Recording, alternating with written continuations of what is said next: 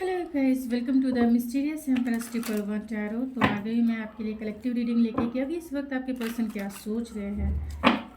तो ये reading journal है, कलेक्टिव है, जरूरी नहीं है कि हर एक चीज़ आपसे रेजोनेट करे। तो take it resonate and leave the rest. तो अभी इस वक्त आपके पर्सन के करंट थॉट्स क्या हैं, आपके लिए क्या सोच रहे हैं वो। तो यहाँ क्वीन ऑफ कप्स है,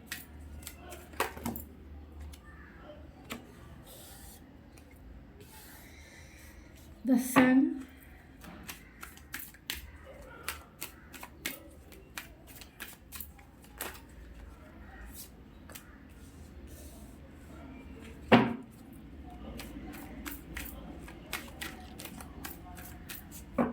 तो यहाँ एरीज लियो सेजिटेरियस हो सकते हैं, कैंसर पाइसेस स्कॉर्पियो ये हो सकते हैं या आप हो सकते हैं, टॉरस वर्गो कैप्रिकॉन भी हो सकते हैं एंड जिम्ना लिब्रा एक्वेरियस भी हो सकते हैं।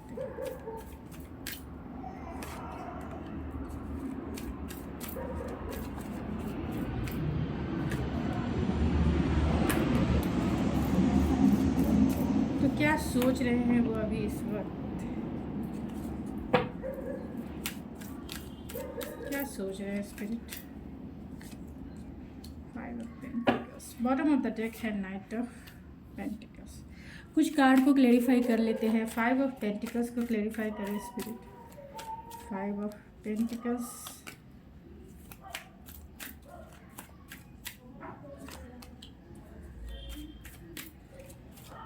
द डेथ के कार्ड को क्लेरिफाई करें स्पिरिट। एट ऑफ सोर्ड्स के कार्ड को क्लेरिफाई करें स्पिरिट। सेवन ऑफ पेंटिकल्स के कार्ड को क्लेरिफाई करें spirit. Three of pentacles,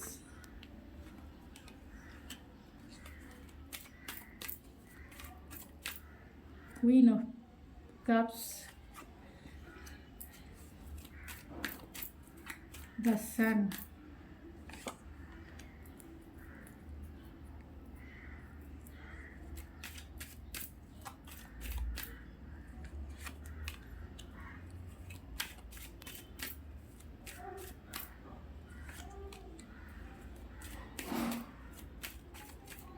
night of pentacles, page of pentacles. तो अभी इस वक्त क्या सोच रहे हैं, तो आपके पर्सन जो है, हो सकता है बहुत सारे लोग नो कांटेक्ट में हो सकते हैं और आपकी, और बहुत सारे लोग ब्रेकअप सिचुएशन हो सकता है, घोस्टिंग सिचुएशन हो सकती है आपकी।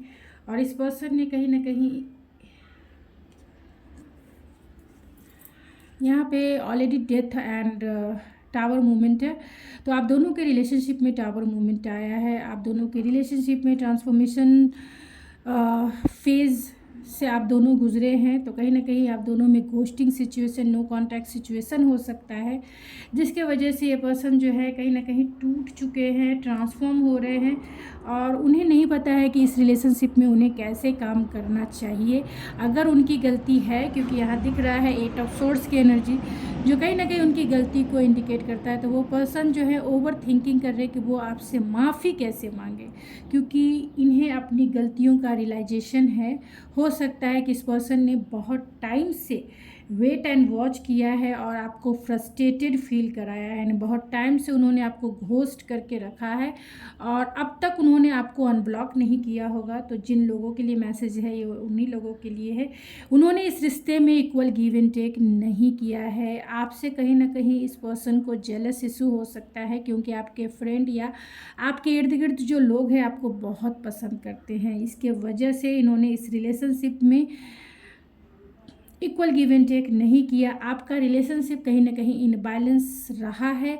इस रिलेशनशिप में, यानी आपके रिलेशनशिप में आपने बहुत वर्क किया है और बहुत ज़्यादा आपने इस पर्सन को दिया है, चाहे वो अपना प्यार हो, चाहे वो अपना सपोर्ट हो और चाहे वो अपना एंथुजियाज़म हो।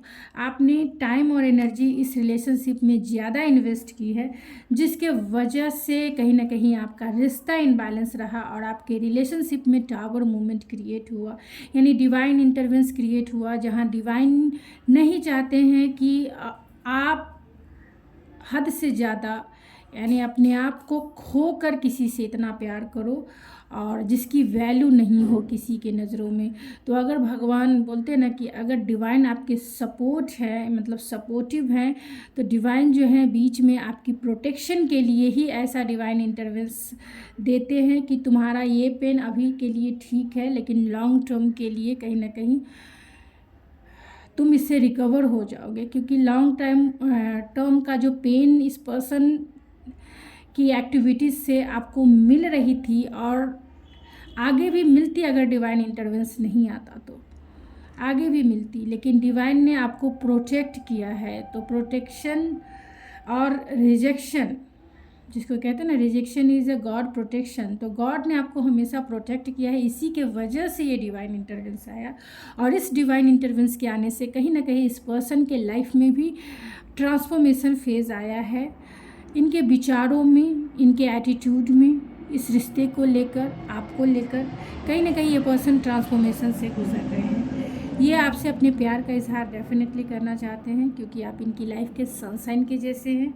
अगर ये अब तक बात नहीं किए तो इनके लाइफ में अंधेरा ही अंधेरा, कुछ भी नहीं, सब कुछ ख़त्म। और ये इसकी वजह कहीं ना कहीं यानी आप दोनों में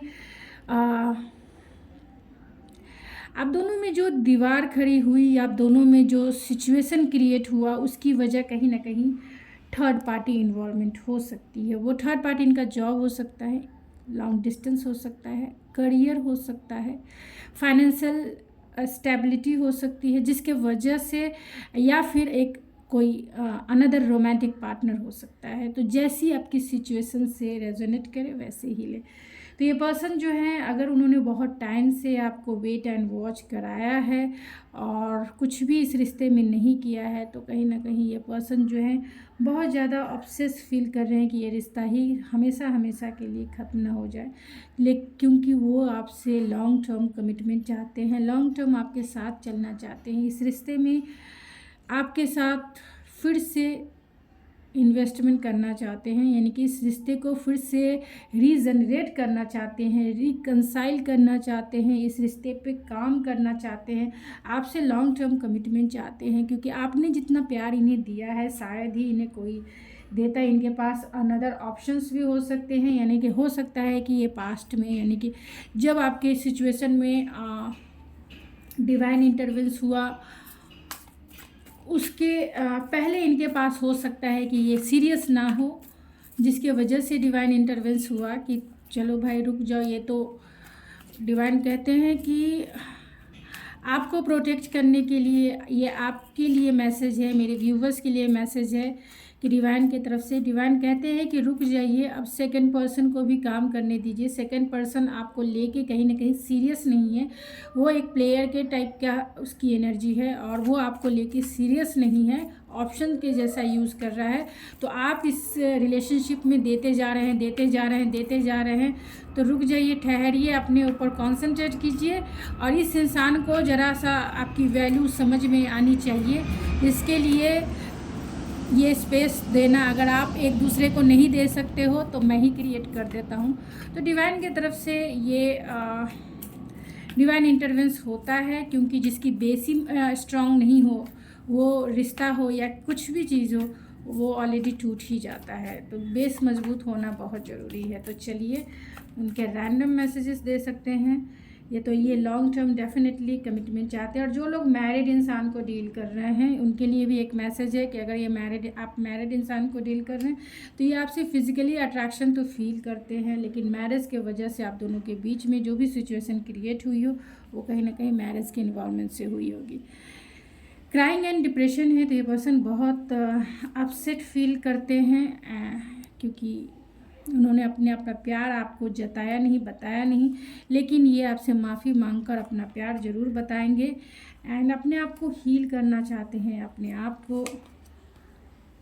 न्यू डोर ओपनिंग है, तो डेफिनेटली ये पर्सन जो है चाहते हैं कि कुछ रास्ता निकले इस प्रॉब्लम का जो डिवाइन इंटरवेंस हुआ, जिससे आप दोनों की बातें बंद हो गई। यानी बहुत सारे लोग नो कॉन्टैक्ट सिचुएशन में हो सकते हैं या फिर स्पेस दिया होगा, करियर, जॉब, जो भी आपकी सिचुएशन है उसके अकॉर्डिंगली मेक द एफर्ट है। तो ये पर्सन जो है इस रिलेशनशिप में डेफिनेटली वर्क करना चाहते हैं, क्योंकि यहाँ 8 of pentacles and 3 of pentacles है। तो किसी के गाइडेंस के थ्रू या किसी के हेल्प लेकर आपके पास ज़रूर आएंगे, मतलब किसी भी तरीके से वो आपसे संपर्क करना चाहते हैं, क्योंकि अब ये आपसे प्यार सच्चा करते हैं। Pay attention to the sign, तो डेफिनेटली ये साइन एंड सिंक्रोनिसिटी इन्हें मिल रहे होगी एंड सपोर्ट है। तो ये आपको आपका सपोर्ट चाहते हैं कि आप इन्हें माफ़ कर दें और इन्हें सेकंड चांस दे दें। आंसर अराइविंग है, तो आपको आंसर ज़रूर मिल जाएगा कि ये पर्सन आपको स्टेबिलिटी देंगे या नहीं देंगे। जल्द से जल्द ये आंसर आपको मिल जाएगा कि ये आपको चुनने वाले हैं या नहीं चुनने वाले हैं। This could be the one. तो डेफिनेटली अगर आप इन्हें माफ़ करते हैं, क्योंकि ये फॉरगिवनेस चाहते हैं और आपसे ये प्यार में न्यू शुरुआत करना चाहते हैं। बहुत सारे लोग टेलीपैथी के माध्यम से भी अपने पार्टनर से कनेक्टेड हो सकते हैं। बहुत सारे लोग ट्विन फ्लेम या सोलमेट जर्नी में हो सकते हैं। तो अगर आप दोनों के बीच में कुछ चीज़ें सिचुएशन ऐसी रही हैं जहां आप दोनों ने एक दूसरे को स्पेस दिया है, जिस भी वजह से, चाहे वो कैसी भी सिचुएशन हो, अगर आप दोनों ने स्पेस दिया है, तो अब ये पर्सन इस रिश्ते पे काम करने के लिए कोई रास्ता ढूंढना चाहते हैं कि वो आपसे सेकंड चांस ले सके और जो किया है उसकी माफ़ी आपसे मिल जाए। तो इनके मैसेजेस देख लेते हैं। तो आई एम सॉरी, बातों से तेरे मुझे ऐसा लगा कि तू मुझे भूल गई, इतनी सी बात पे इतने खफा हो, ये भी कोई बात हुई। सॉरी हो, आई एम सॉरी। तो चलिए, sorry and you are my lucky charm, hangover, I admire your strength. तो आपने भी साइलेंट ट्रीटमेंट देना शुरू कर दिया है, जिसके वजह से ही आपको एडमायर भी करते हैं कि tit for tat. Will you marry me because you make me happy. तो मैरिज का प्रपोजल बहुत सारे लोगों के केस में आ सकता है, जैसा आपकी सिचुएशन हो। You are everything to me, आपको अपनी वो दुनिया मानते हैं and I feel full with you. तो आपको अपना सब कुछ मानते हैं।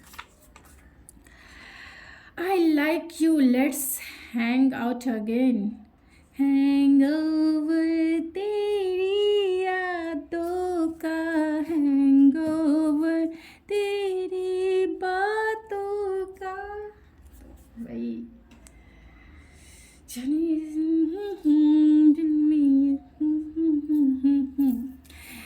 तो हैंग ओवर, हैंग आउट होना चाहते हैं, फिर से उस प्यार में डुबकी लगा लेना चाहते हैं।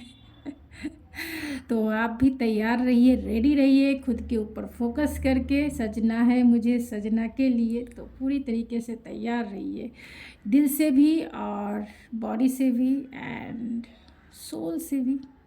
माइंड, बॉडी एंड सोल, हर एक तरीके से रेडी रहिए रिसीविंग करने के लिए, क्योंकि अब ये आपकी बारी है। प्यार किसी का मिले, ये अब आपकी बारी है रिसीव करने का। तो गाइस, ये थी आपकी रीडिंग। आई होप आपको पसंद आई होगी। अगर आपको मेरी रीडिंग पसंद है तो प्लीज़ मेरे चैनल को जरूर सब्सक्राइब करें, लाइक करें, शेयर करें। मैं मिलती हूँ आपके नेक्स्ट रीडिंग में, तब तक के लिए थैंक यू सो मच।